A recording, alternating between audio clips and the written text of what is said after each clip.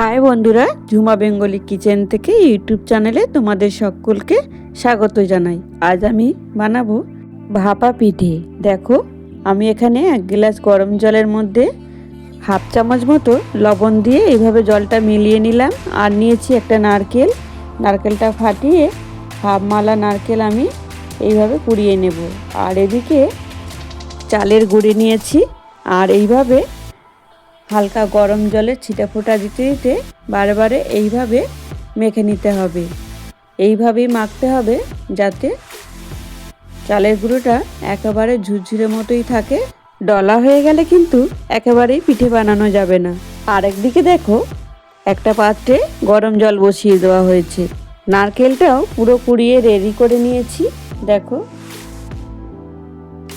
আর এদিকে চালের গুঁড়িটাও বেশ ভালোভাবে মেখে নেওয়া হয়েছে। দেখো, পুরো ঝুরঝুরে হয়ে গেছে। এখানে নিয়েছি আখের গুড় আর এই যে চালের গুঁড়ি। বেশ ভালোভাবে একেবারে ঝুরঝুরে করে মেখে নেওয়া হয়েছে দেখো।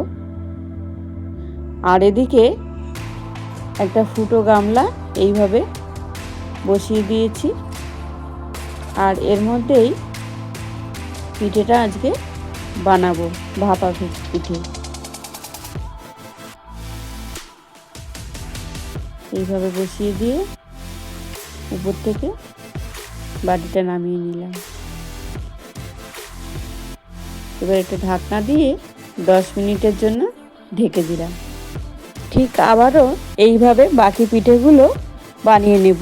দেখো, বাটির মধ্যে চালের গুঁড়িটা নিয়েছি। উপর থেকে গুড় এইভাবে সাজিয়ে দিতে হবে অল্প অল্প করে। তার উপরে নারকেল কুড়া দিতে হবে।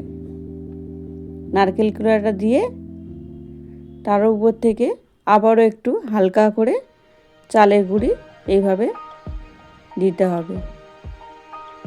বাটিটা কিন্তু চাপলে হবে না, হালকা করে রাখতে হবে, তাহলে ভাপে পিঠেটা সুন্দর হবে। সকল বন্ধুদের বলি, আজকে আমার পিঠের রেসিপি তোমাদের কেমন লাগলো এটা কমেন্ট বক্সে কমেন্ট করে জানিও। আর রেসিপি বেশি বড় না করে এখানেই শেষ করলাম। ফিরে আসছি নতুন কোনো রেসিপি নিয়ে। পাশে থাকার জন্য, পুরো ভিডিওটা দেখার জন্য বন্ধুদের কাছে অসংখ্য